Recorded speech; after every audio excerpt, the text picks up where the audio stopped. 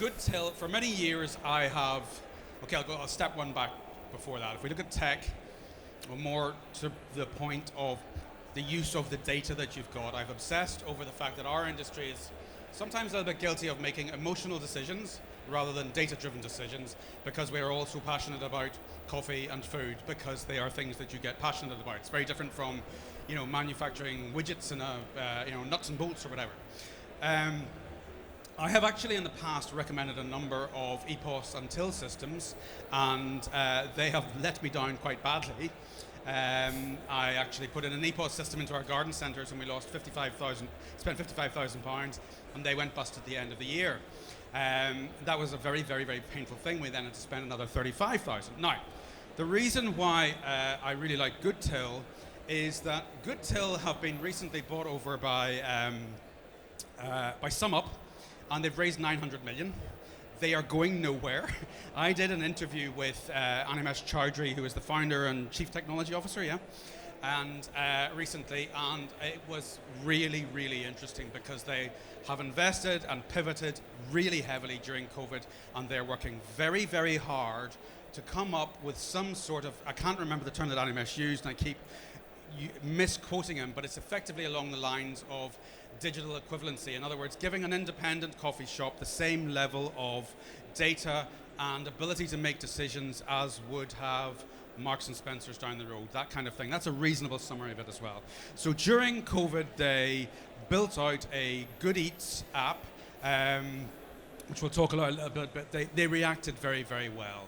They have over 2,000 customers in the UK alone, and as I say, I am now increasingly becoming familiar with their system on behalf of clients, getting in and looking at data and then trying to make decisions. So a little tiny piece of context on that as well. I'm John Richardson. I work at a company called the Cafe Experts, and what we do is we actually help people make more money in their business. Don't teach you how to make a better cup of coffee. I've never made a good cup of coffee, but I haven't made a cup of coffee properly with a machine for over 20 years. So we teach people how to run better businesses to make more money. Now, one of the key principles that we talk about is this thing called the game of 1%, whereby there is no step change going to happen in our industry. There was a step change that happened whenever Starbucks started.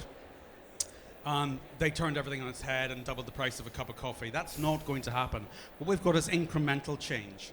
Now, for you managing your business, what that means is looking at 1% that you can improve along the way, and you can't do that unless you can look at the data and make decisions properly off the back of that. In other words, 1% more people through the front door, 1% more in terms of average transaction value, little 1% off the wage bill.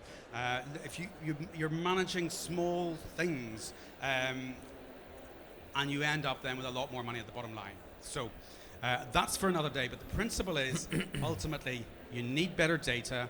And as I say, we've got Cameron here and Josh coming along in a second too. We'll also be talking about the data piece. Now, with that said, explain to me a little bit then about what's going on. Actually, there's some very interesting stuff that they did. And we're deliberately within this Cafe Insights series, not just going through what happened in COVID. Everybody knows about that, but there are some interesting developments that went on in Good Till and products that you developed. So can you just sort of summarize a little bit what happened in COVID and the benefits of that to the consumer and what you're kind of working on now? Yeah, definitely. So obviously back in March, it was a really, really scary time. We are propped up by the hospitality industry and the cafes and pubs and chains out there that support our business. So it was a really scary time when all of that ground to a halt. Lots of uncertainty, as everyone knows. We're in maybe a lucky position. It's probably more testament to the foresight of our incredible development team that we've got. We had a product that sat alongside our core till system, like a click and collect solution. It was kind of in its incubation phase. A lot of coffee shops thought this might be quite cool for some of our regulars to sort of do some queue busting. It didn't have a lot of uptake. Obviously, when COVID struck, sort of overnight, it became law that you needed table service in every establishment around the UK. So this product that we had that was, again, in its incubation phase, became such a valuable piece of technology that everyone needed to implement. So again, testament to our incredible development team. They're very, very clever guys, and they were able to quite quickly, like a lot of the hospitality industry, kind of on your toes, quite agile, and adapt to that situation, pour a lot of resource into the product and develop it into something that was fully fledged, but be able to manage such a large volume of literally millions of pounds going through the platform on a daily, weekly basis for all of our client base. So that was implemented in about 1-2 weeks. So incredible turnaround time for that piece there. It kind of led to our acquisition by SumUp. So SumUp are a payments company, and they acquired us just before the new year. So it's been fantastic for us, and it's again testament to the team and the development work that happened with that Good Eats platform.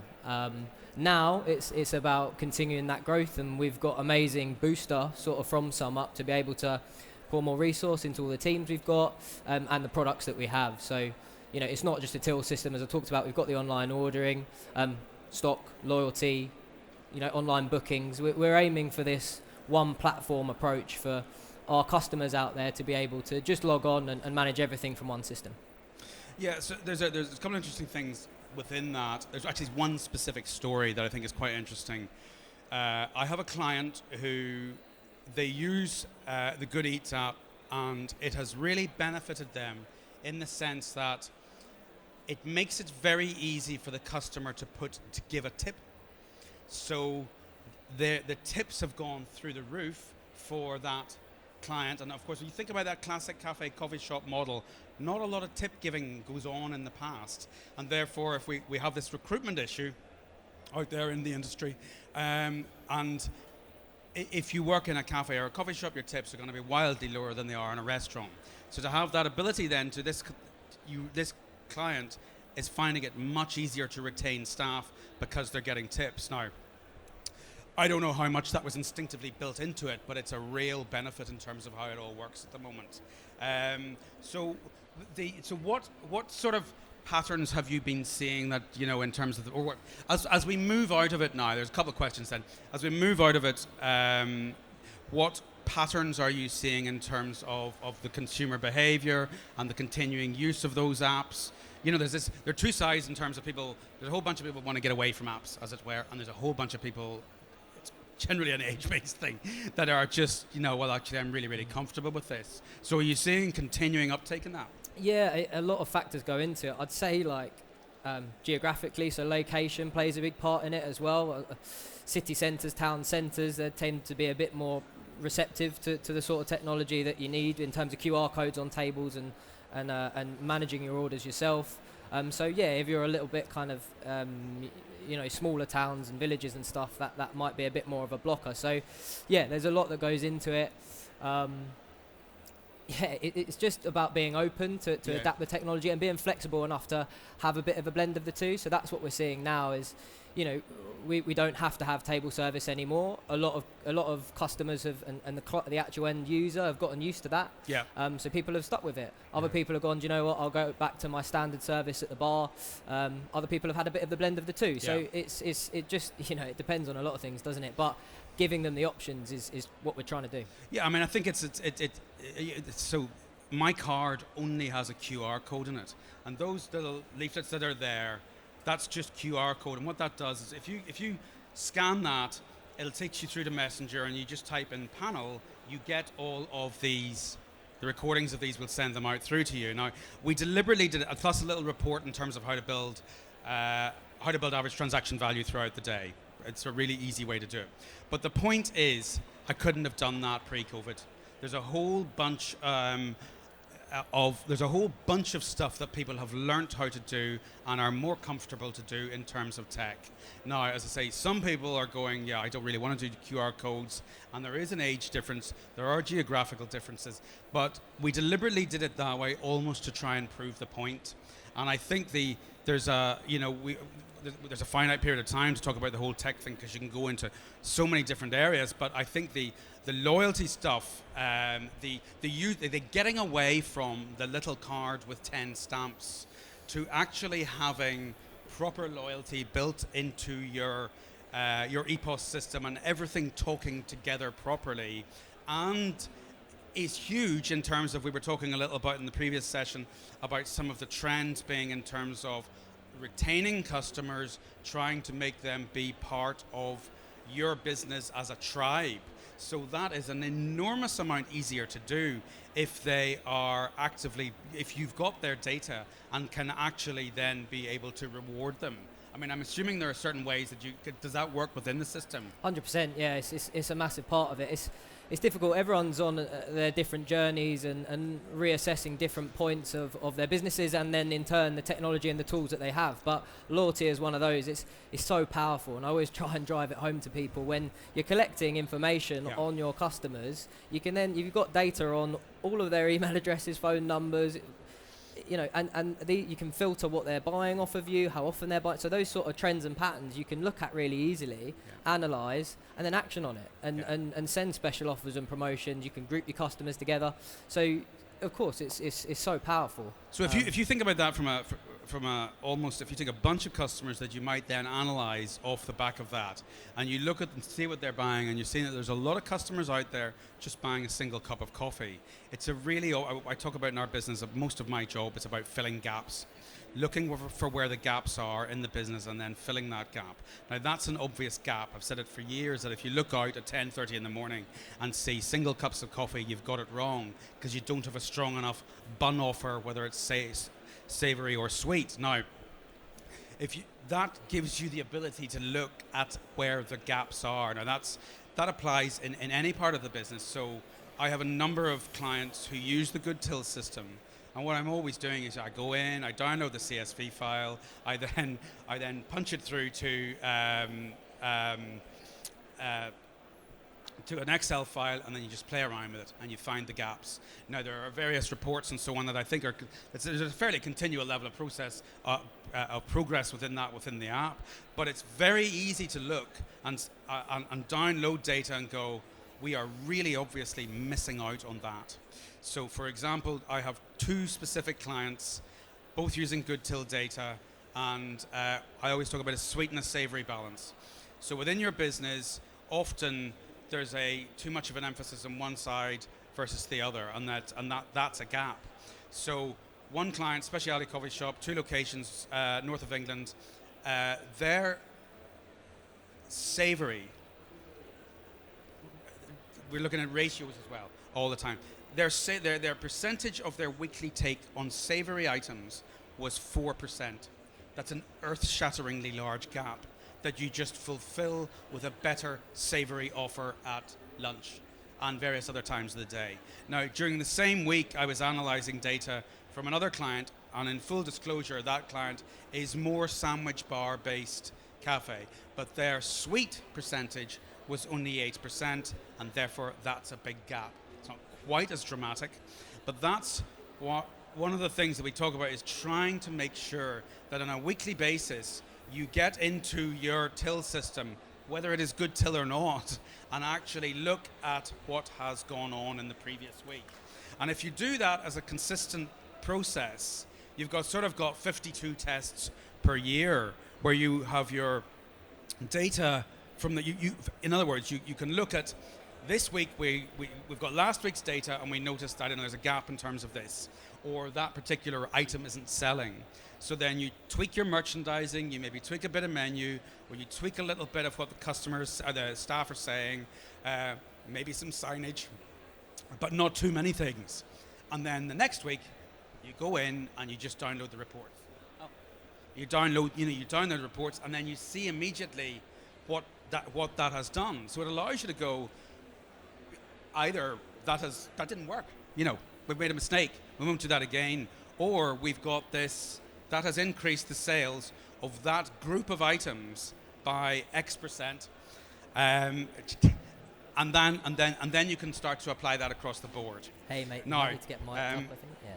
Oh yeah, get mic'd up. So it's kind of a really critical thing in terms of that's making data-driven decisions. So whether they work or not, you're building it by the 1%. So you look at that, as I say, there's that 4% of savory is an extreme example, But that's a huge gap. But also then if you look at, I mean, a very, very simple one that I did many, many years ago was simply putting name and price on all items in our garden centres, looked at the till, and I mean a till I have to look at the end of the week, you know, that for the weekly sales, but we get a 6% growth in that. Now that's just using data to make better decisions in a dispassionate way. Now, that's quite useful because along comes at the same time Josh, who has been over there being a proper grown-up roaster and coaching people. And Josh is the director of coffee at Clifton Coffee Roaster. He has been in and around the coffee world for a reasonable chunk of time, competed at quite a high level. So proper, I hate to use the term, but proper coffee geek, proper, you know, really, really understands coffee extremely well. But Josh is also a system process data-driven guy, and they have been. He's been working very closely with Microsoft, and one of the key things that we've been talking about ties directly through with what we're doing through with GoodTill, but it's about using the data properly. So perhaps Josh, you could expand a little bit on what that actually means and what you can do with. We've just been talking about the use of data on a weekly basis, 52 tests, as in one per week, looking at the data, analyzing it, and then making changes. So what sort of stuff have you been working on? And also, I know you've had like enormous benefits from it within Clifton as well. Yeah, totally. I think the most exciting thing for us, the thing I get most excited about is the term data. And I think sometimes when you think of coffee at a third wave level or a craft level, the word data and specialty coffee couldn't be further apart. But I think the word data often becomes an obstacle when we think about big data or text or spreadsheets and numbers, etc. Whereas I really like to think of data as just in decisions that we make every single day. The fact that I chose to put my shoes on today and tie my laces, that I took the right tube to get off here at the right stop. I'm making data-driven decisions whether I like it or not, and I'm here right now. So I think for us to be able to just understand the amount of data that we process in coffee, whether that's from where coffee is grown to eventually how it's roasted through to how it's delivered and then made in cafes, we process far more data and we generate far more data than we realize. So one of the things that we've been really looking at over the last 18 months is the amount of data, where it's feeding to, whether that's timesheets through the till system, whether that's through forms that we collect feedback on, whether that's just through our sales accounts, and then creating a data model, a hub that we have so that we can have all our data in one place. I was getting to a point where I was almost taking 1 to 2 days a week just to collate all the different CSV files and spreadsheets from different systems, and then collating them to go into meetings. So through the departments that I work with, being able to make strategic decisions, to be able to understand where we're at, what's our current state, and where we want our future state to be based on the data that we have. So we've been pulling this all together. We've been quite heavily involved, as you said, in the Microsoft stack. And it's been quite a natural transition for us. I think most businesses operate with an Outlook email. They probably use Excel for something or other. Or even, not even just with Microsoft, some of the Google Drive stuff that you can use as well, or Sheets, etc. So it's been really fascinating for me to now see a visual representation of what we're doing, not just spreadsheets. I know often that can put people off, you know? So it's been really great for us to see visual data presented to us so that we can tell stories with it, and also get people excited and engaged with it. I mean, I'm smirking because I did a session yesterday on creating your business as a system that can produce profit. So it's 3-hour paid session 3.5-hour paid session downstairs, and I'm a little bit of a spreadsheet geek, and you know, you're always trying to check in with the audience as to whether it's all making sense in terms of what you're doing. And I then asked a question about, you know, which bits do they switch off from? And it's the spreadsheet that I put up. It's the Excel spreadsheet that I put up. And, you know, most people, this is a passion-driven industry. And people, some people are Excel fanatics. And I have clients that are Excel fanatics, but yeah, you know, this is about turning data into stories to make decisions. And you'll notice this is the smallest audience that we've had out of all the talks so far, because this is not sexy.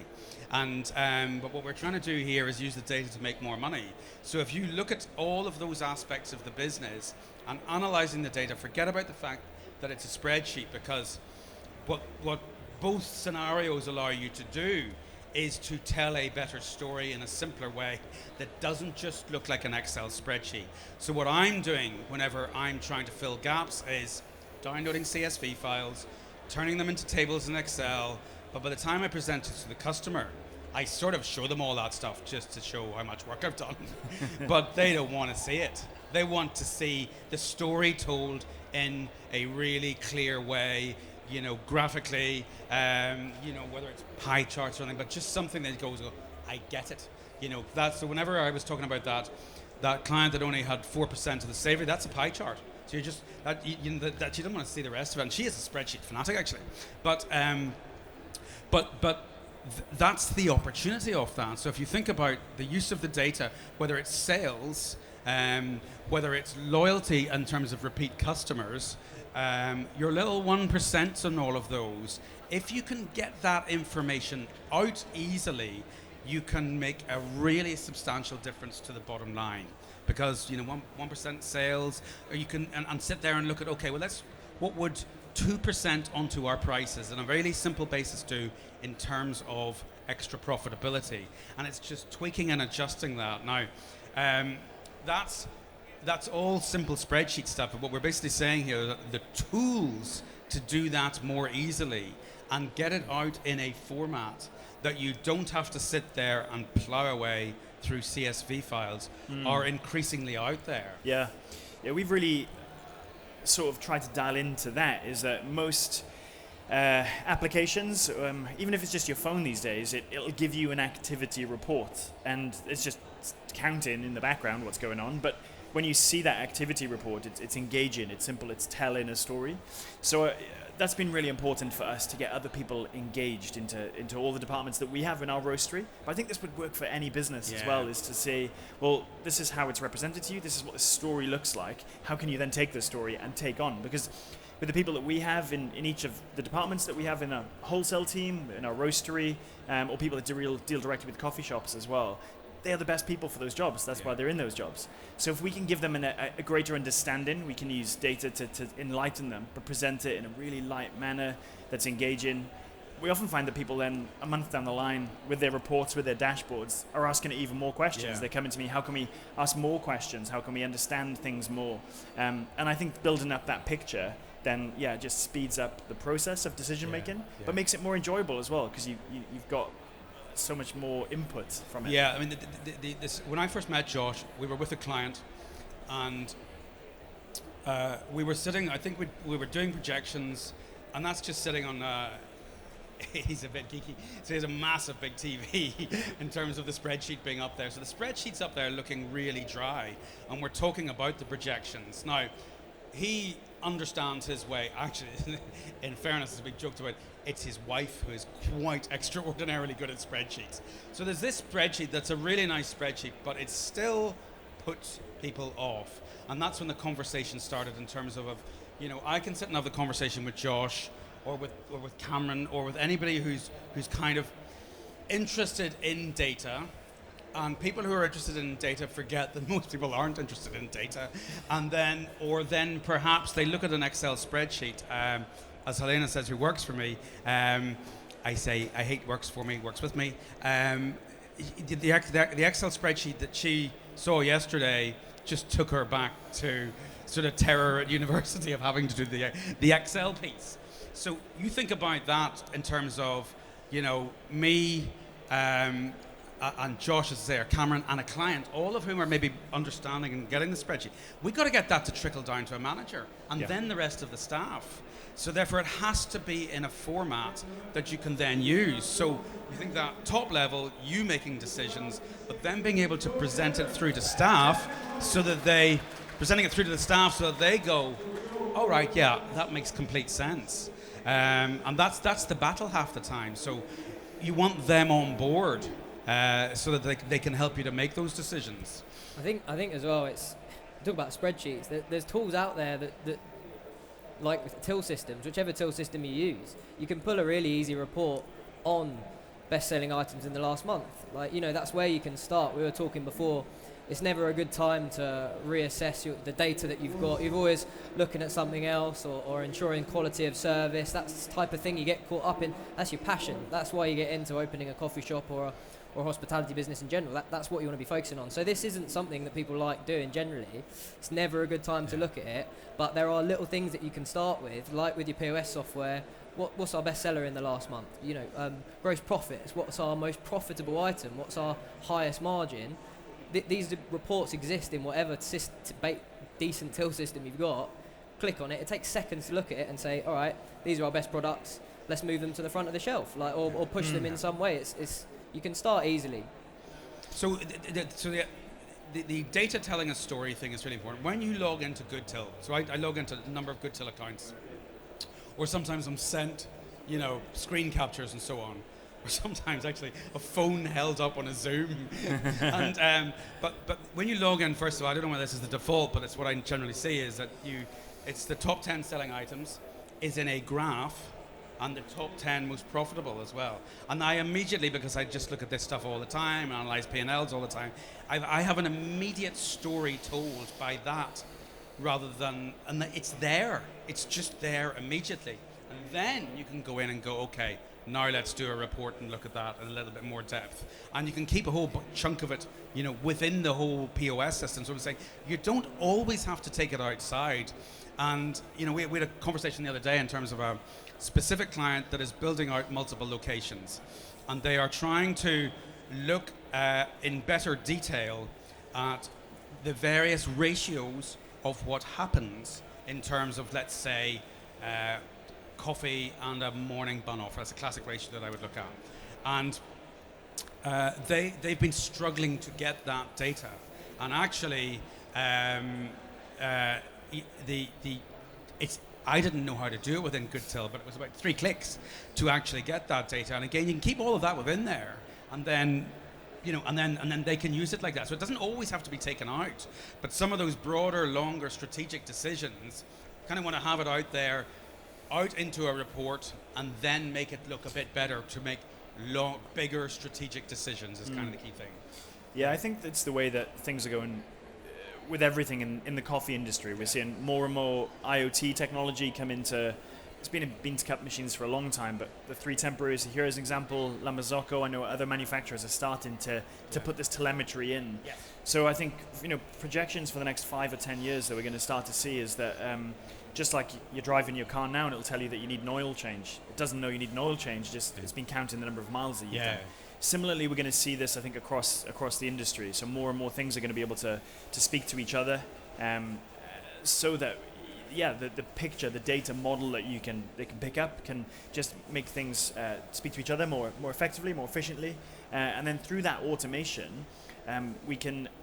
I think the thing I get most frustrated about reports is that a report or a dashboard or a spreadsheet isn't there necessarily just so that you can look back. It's so that you can make a decision going forward. Exactly, and I think right. that's the most important thing with them. It's like I don't necessarily care about what we've done. It's where we are now and how we can look forward with that information at hand to then go forward as a business. That's right. And if it's too much of a slog to get that information, Yep. then you don't do your 52 tests. It's like you take what happened last week, and then you have a look at perhaps what happened last week, what happened that week last year, and then look at the two together and see what the patterns are now. This week last year makes no sense. This is one of this, it's kind of, and then so sometimes when I'm looking at people's, it's like, okay, give me some pre-COVID stuff, and then going, well, yeah, but it was a different layout. So yeah, the last year stuff, as we move forward, is really beneficial to look at. But the ability to then quickly get that data into a format that you can then make a decision from is what it's all about. And as I say, then make those little tweaks, because if it's a really lengthy process, you just don't do it properly.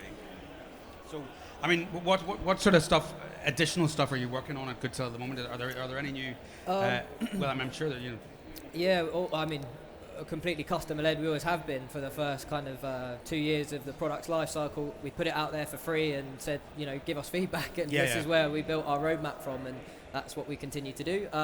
At the moment, we're in a bit of a position following the acquisition by SumUp where we need to scale the product. We have been scaling the product quite aggressively over the last kind of few years, the growth we're looking for and where we need to take it, we need to lay some foundational stuff down in the back end. So the dev guys are working hard at that. It's a big job, and that's where our focus is right now. That's just where we're at. But yeah, we talked a little bit about the loyalty and the use of the building loyalty that way. Now, that ability to sort of really understand what's going on with the customer and being able to communicate with them is extremely beneficial. So say we talked about the use of sort of building your cafe, coffee shop as a tribe that people want to be part of.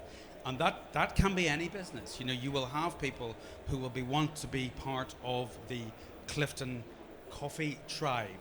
And to an extent, the sort of stuff that you're doing over there is all about building tribe stuff. The fact that you originally did the competitions and so on.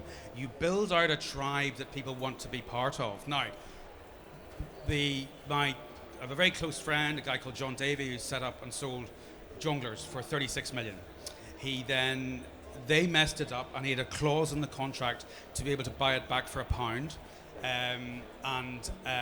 They messed it up. He bought the brand back for £1, franchised it out, and sold it for 11 million. So, he sits in the quite clever category, and he wanted me to help him with a talk that he was doing for a group of business coaches, 800 business coaches in Spain. So we built out what were the 5 fundamentals of the success of Jongleurs, and I can't remember all 5 of them. One of them was data-driven decisions, and he used to do it to a really extreme level. He used to do it in a particularly non-tech way, so I'll not go into it too much, but really, really data-driven decisions. But we then said at the end, okay, so we've got these 5. If you had to get rid of 4, and there was one secret to the success of that business, what do you leave? And he instantly said, it is eliciting negative feedback, asking for what went wrong. So every Monday, people that went into Jongleurs would be phoned and asked, how did your meal go? How did the night go? It's quite expensive, night out. So this is 40th birthday parties, it's big events, and they keep getting asked how it went until they get a negative. And then the negative used to go into one of 4 buckets, as he would call it. All the managers were brought together, and then they put a process in place, like I talked about yesterday in our session, to fix that. Now, the point is, if you can actually get hold of the customer and you've got their phone, well, you're not going to phone them up maybe quite so much in our world, but you might, or you can email them and you ask them, what could we do better? Nobody really wants to do it actually most of the time, but it is a staggeringly powerful way to build a business. But you can't do that with a 10 stamp card. Now you can have lots of conversations with people and try and have those conversations. But if you are actively using a process within your technology to contact them and say, you haven't been here for a while, why? Or what can we do better? Multiple different versions of this.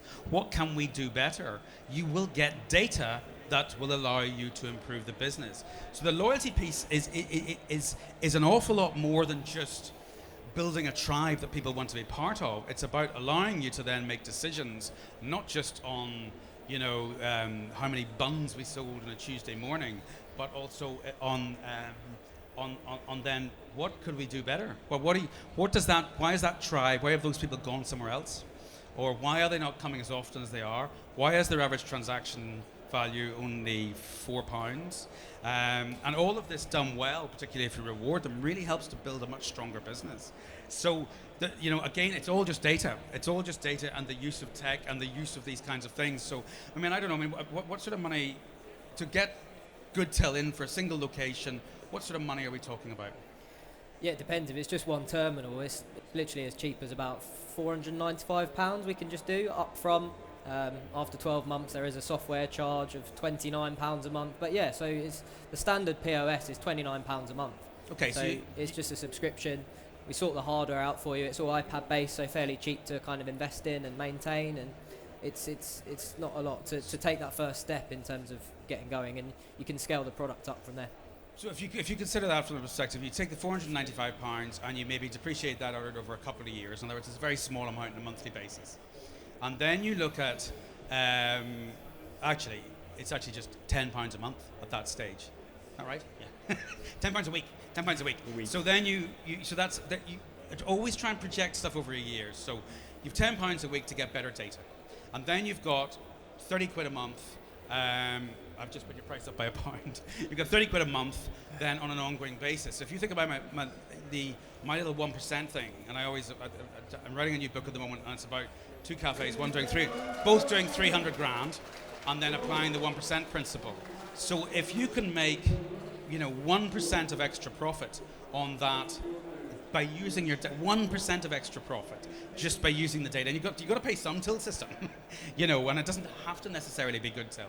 I mean, obviously, we're not going to start punting lots of other ones when they're sitting here, but that 1% is really easy to get by using the data better, and so that's 300.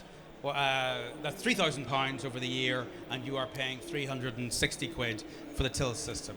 But there's an enormous amount. It's not just what you can put to the bottom line, because you should be able to put a lot more than that using it properly, but you should be able to build the sales on top. So in terms of any of these things, in terms of your tech, you want to try and look at it like that in terms of increased revenue and better savings. So wastage is a really big one. And that ties in with what Josh is saying in terms of projecting forward into the future. I have a client that they're really struggling to understand how much wastage they're getting over various items. You control that by a few percent, and it changes everything. So in terms of Clifton, what was the biggest difference in terms of what were the benefits in terms of sales and with savings and so on, over and above necessarily just being able to tell the story? So our trajectory has been upward since Clifton Coffee started. So we've never really struggled as the industry has grown and continued to grow on that level. But what we've wanted to do is gain a deeper understanding as we've grown all these different different parts of our business that can so easily be overlooked or forgotten about as you're constantly trying to deal with growth. So I've just been obsessed with reporting, trying to find out more information to deeper understand the business. We're obsessed with this continuous improvement culture, continually trying to attack any waste that we see in the business, whether that's time, whether that's over-processing, whether that's excess inventory, whether that's the rework of defects, whatever it might be, so that we can deliver better service, better products to our customers on time in full. That's all we try to do. It's really, really simple. So as we started to dive in here, I just really wanted to find one system that allowed me to take all of the data that I was already sifting through and have it in one place. So within the Microsoft stack, Power BI, has anyone heard of Power BI? Show of hands? Yeah, okay, there's a couple of users, that's great. And I wanted to learn how to use it, so started where everybody starts when they want to learn something these days, on YouTube. Watch a video. Yeah. and slowly start to pick it up from there. We already had a Microsoft Business license. Power BI is an additional $7.99 a month. It saved me about a day and a half, 2 days a week. This was the key thing. So I've saved about, worst case scenario, 2 days a week. Best case scenario, a day, or other way around, a day a week saved in just creating the same reports. And now within our data model, the data model took us 3 months to build. Yeah. It was quite a long time. We had to deal with external sources, get API links, set up some flows, but there's lots of support out there to do that. And I'm more than happy to chat to anybody about that as well. But once we got that system in place, it was brilliant then to send these dashboards out to each of the departments. And they started asking quite more and more questions and coming to me with solutions based off the data that they're looking at, rather than coming and asking me questions that I didn't have answers to, that I would have to then go and find out myself as well. Yeah. So now we've got the system within Power BI set up. We've got all our team with licenses, and the data pushes, refreshes every hour. of our working week. So you're constantly getting fresh data. You're not looking back at last month trying to work out what's going to happen this month. You can look back as far as an hour ago and see how you're performing, see what's going on as a business. Not just for profit, but for service, for stock. If we can see something that's selling well, then we're going to need more of it. We need to produce more of it. So it's sort of a full loop system for us to be able to understand, to learn, and correct to move forward. Well, there's another part of that loop involves the customer, because as I say, that when we met, there was a client of both of ours. You know, there's a little triangle. And when we were discussing all of this, and he's looking at some of the dashboards that you were pulling up, it's like he's fascinated because he's then seeing it, and he wouldn't be particularly tech driven, but he's just seeing it as, this is fantastic. That what can I have a look at my data and have a look at that, and then we all three of us go and we have a bit of a look at the layout of some of the changes that are going on in that business. But the decisions that the client can make based off data from that Josh is seeing on an ongoing basis from other clients, and also his experience and understanding of layout and how that changes. But he can see then in real time the sales going up or down, or how that affects. And so it's a little bit, it's like that step past just looking at your own business. They have the ability to then go to that particular client. Well, look, actually, that changed. Look, your for example, you know, the blend that you're using for your filter is way down, or look how much that's got it up. So now that gets real loyalty. That client is going nowhere. Yeah. Going nowhere, because he knows that the roaster can really help his business. That's wildly different from just providing him with potentially a machine and potentially a good bean to use for his crowd. It is wildly different. So it works in all sorts of different ways. You know, if you think about every aspect of that, that's not Josh out there selling that because he's providing data through to the sales team. But that's still selling. It's actually retention. And for us, we see it all as solutions. So for us, it's not a push to try and force something on somebody. It's like we have the solution for you, and there's nothing more satisfying than getting, you know, to meet up with a customer or a supplier for us, and we can focus on our conversation and the coffee. We've got the data. In some cases, I can tell that customer or that client more information about their business than we can, because I'm constantly getting this push. And then it leads to the exciting part, which is the decision-making process, to be able to understand what's going on and then implement a positive change. And that's the thing that gets me excited. Yeah. I mean, I think it's a fairly hefty point to bang across. I mean, we focused a lot in terms of the data thing, rather than a whole bunch of the other tech that is going on out there. But actually, if you think about it, at the end of the day, there is a whole bunch of other stuff that you can do. And this piece that this digital, is it digital maturity that he talks about? Yeah, digital maturity. Digital maturity, I always get it wrong. Where you can get as much as possible through that one system. Now, stock take, doing a stock take in an easy way. One of the things I talk about, there's a sort of a little sort of chart that we're building out in terms of quick win. So that little QR code that then leads through to all the videos from today's, also then leads through to this little one-page report which we've got, which is like a really quick win to drive up average transaction value. Now, a not quick win, but really good way to increase your profitability is to do a stock-driven profit and loss on a weekly or a monthly basis. Very few people do it because it's quite hard. It requires often spreadsheets, and it requires a little bit of a commitment in time. If you can make that easier, you can make staggering differences to the actual profitability of the business. When we've put in stock-driven P&L for a business, we've never had less than a 3% increase of profitability. So if you take this fictional £300,000 business, 3% is, what's that, £9,000. Now, when I did a whole bunch of work for the NHS, we did all sorts of cool stuff. We built out 27 new coffee shops for them. We did a whole bunch of staff training. We did a lot of stuff that we retained a load of jobs, lots of politically good stuff. They were losing 1.8 million, over 20 million pounds worth of turnover.